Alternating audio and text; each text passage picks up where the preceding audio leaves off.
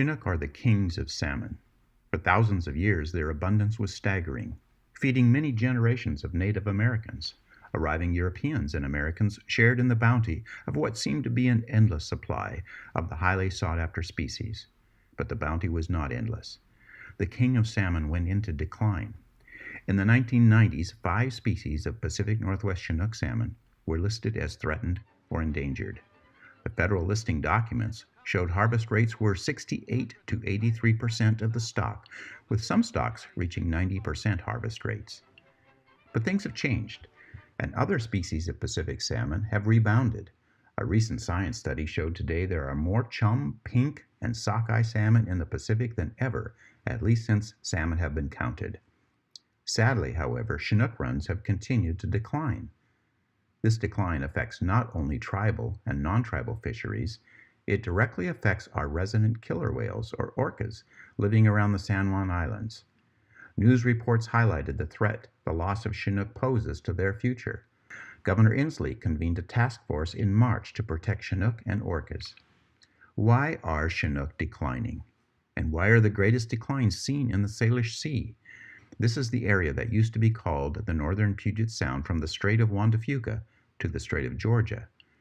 The EPA points to 3 causes of salmon decline: habitat change, harvest rates, and hatchery influence.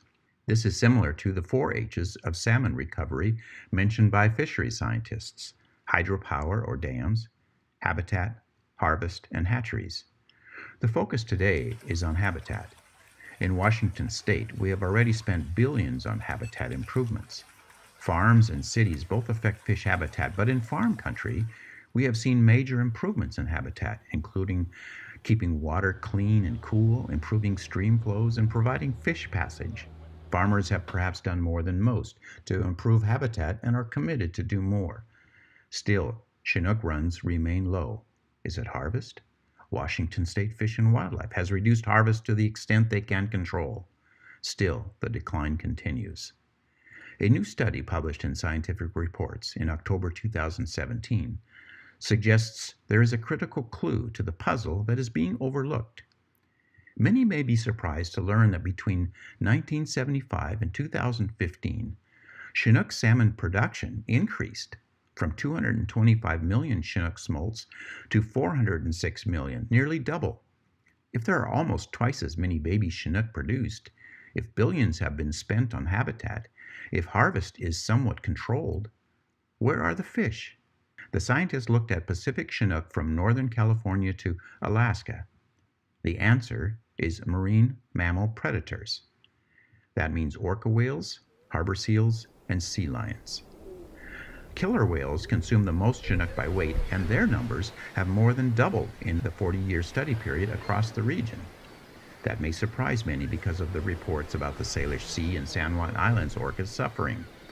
While orcas may eat the most Chinook by weight, by far the biggest consumer of them is harbor seals. In 1972, the National Marine Mammal Protection Act was passed. The numbers of protected marine mammals began to climb rapidly. From Alaska to Northern California, harbor seals increased from 210,000 to 355,000, and sea lions increased from 80,300 to 125,500. That's great news for marine mammal recovery, but bad news for Chinook salmon recovery and for Salish Sea orcas. The real problem, the report shows, is in the Salish Sea. Everywhere else, harbor seal populations are relatively controlled and the killer whales are thriving. But in the Salish Sea, harbor seal populations have increased at a far greater pace than anywhere else in the study area. But the killer whales are going hungry. Something strange is going on here. We saw the harbor seal population from California to Alaska grow from 210,000 to 355,000. That's about a 60% increase. But in the Salish Sea, the harbor seals have grown from 8,600 to 77,800. That's a 900% increase. In fact, of all the Chinook eaten by harbor seals from California to Alaska, 86% of those Chinook are eaten by harbor seals in the Salish Sea alone. Why is the Salish Sea unique? Killer whale populations are growing everywhere else. while the local pods may go extinct if present patterns continue? The answer was provided in a Seattle Times story by Mike Ford, Director of Conservation Biology at the Northwest Fisheries Science Center, and one of the science study's authors. Unlike other killer whale populations, the San Juan Islands killer whales don't eat harbor seals.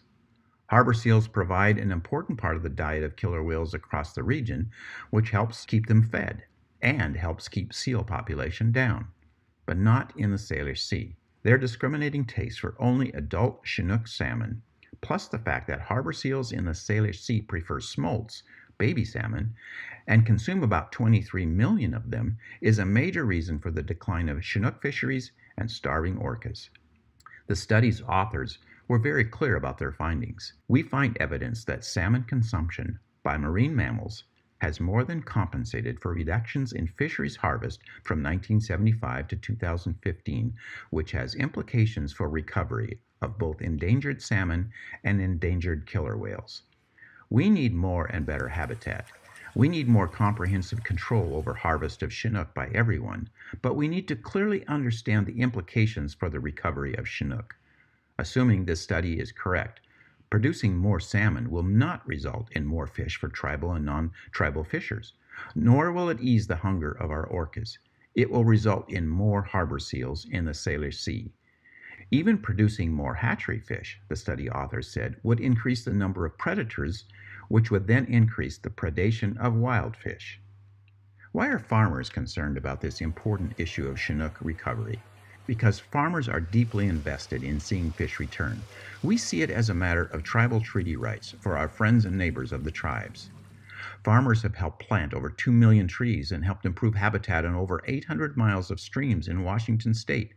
They've worked hard to provide clean, cool water in our streams, even improving stream flow by pumping water from nearby wells. Farmers are serious about habitat and are eager to continue this work. But this study also shows the limits of what improved habitat will do. Farmers are practical, no-nonsense, hard-working people who want to see real results, and that means finding real solutions that will make a big difference. For Chinook recovery, it means those who are serious about mammal predation must commit to work together to make the needed changes. Farmers are looking to partner with tribes, fish conservation groups, environmental organizations, and others to start bringing the kings back.